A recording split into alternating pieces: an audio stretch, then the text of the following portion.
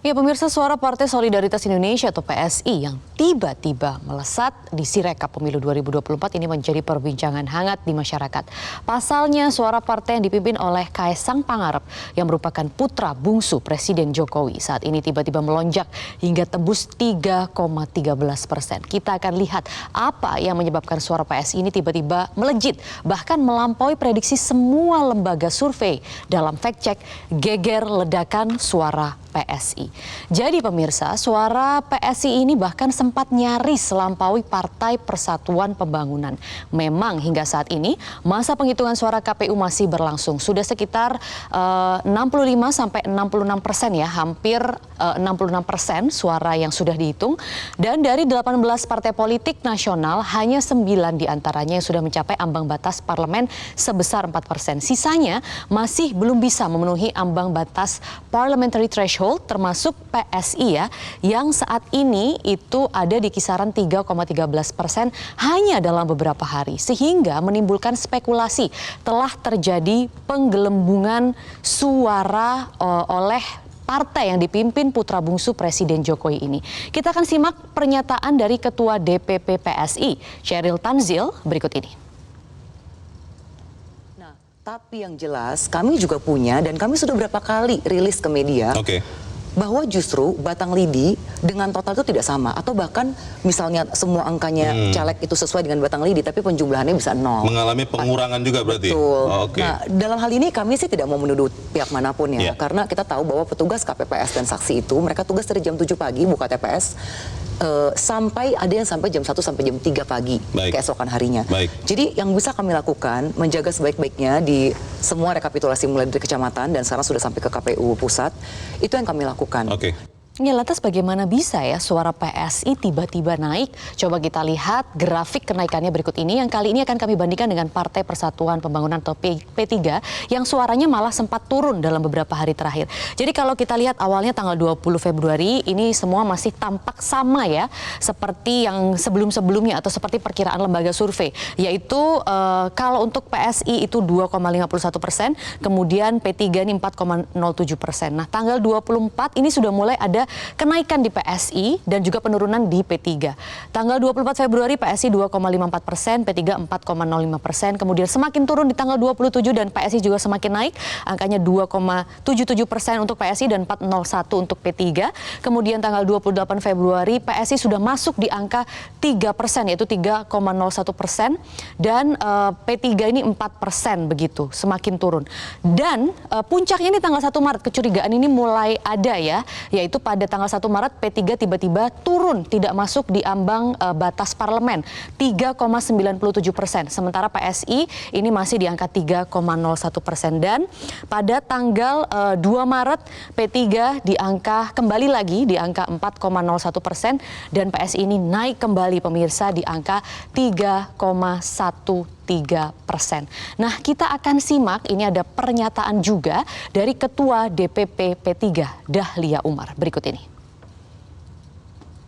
Yang sekarang aneh adalah justru KPU menghentikan broadcast atau publikasi C-Hasil di Sirekap.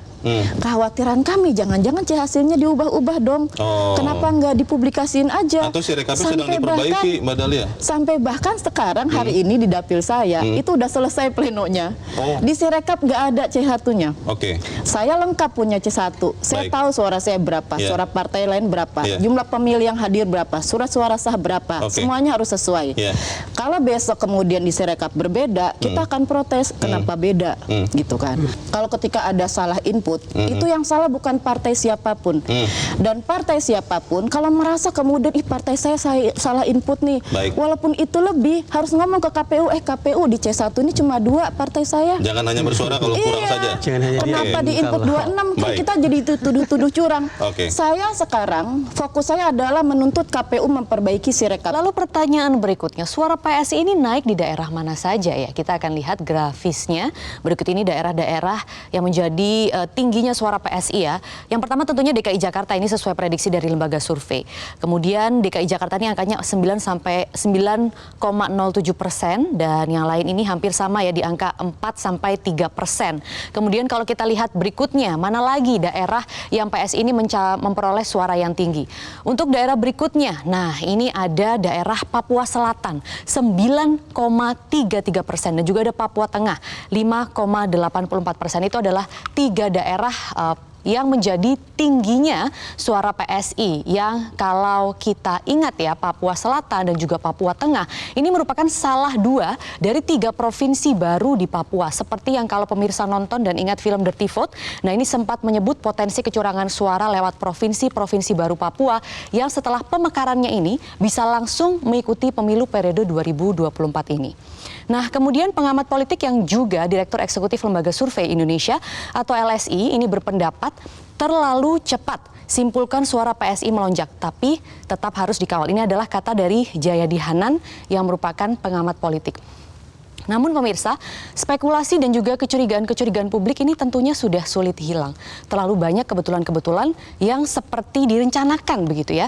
Dari mulai proses tahapan Pilpres, kemudian putusan MK 90 mengenai ambang batas usia Capres-Cawapres yang meloloskan putra sulung Presiden Jokowi Gibran Rakabuming Raka sebagai Cawapres Prabowo. Ini beberapa kali juga ditemukan dugaan kepala desa dan juga ASN yang terlibat memenangkan paslon 02 yang sudah dilaporkan ke Bawaslu, namun tidak jelas juga penyelesaian dugaan pelanggaran tersebut. Nah, sekarang Prabowo dan juga Gibran merupakan pasangan yang unggul sementara di real count KPU dengan berbagai dugaan temuan kecurangan juga. Seperti kalau kita tahu ada pergeseran suara begitu ya. Nah, jadi juga ada perbedaan data C1 dan yang terupload di KPU lewat Sirekap dan juga lain sebagainya begitu ya. Diduga kecurangan ini tidak hanya terjadi dalam pemilihan presiden, namun juga dalam pileg. Nah, KPU harus bisa menjelaskan soal kekeliruan yang sempat terjadi, seperti kekeliruan pindai suara yang ada di Sirekap. Coba kita akan dengarkan saat ini pemirsa apa tanggapan KPU lewat pernyataan Ketua KPU Hashim Asyari berikut ini. Kalau kita saksikan rekap nasional ya, teman-teman kan menyaksikan semua nih. Kita cek satu persatu catatan keberatan atau catatan kejadian khusus itu sampai kepada sumber aslinya. Yang saya maksud sumber aslinya itu adalah formulir C hasil TPS yang itu dijadikan dasar pertama kali pengadministrasian hasil pemilu. Jadi ketika surat suara dihitung, kemudian pengadministrasian pertama dari form C hasil TPS. Jadi nanti kalau ada selisih-selisih, ada keberatan, ada ketidakcocokan ya kita gunakan ukurannya adalah form C hasil dari TPS tersebut. Ya, intinya sudah terlalu banyak kecurigaan terhadap pemilu kali ini. Bahkan jika mengutip pernyataan pengamat politik Karyono Wibowo semalam di program Prime Time News Metro TV, ia mengatakan dugaan kecurangan pemilu sudah telanjang di hadapan publik. Ya, beginilah ya, jika negara dan pemerintahan terlalu banyak diisi oleh keluarga pemimpin negara. Semuanya seolah berdasarkan asas kekeluargaan. Demikian fact check kali ini pemirsa, dan Metro Siang masih akan kembali untuk mengulas bagaimana kekeliruan dan juga error data yang kerap dialami oleh Sirekap bersama dengan pakar IT sesaat lagi. Jelajahi cara baru mendapatkan informasi. Download Metro TV Extend sekarang.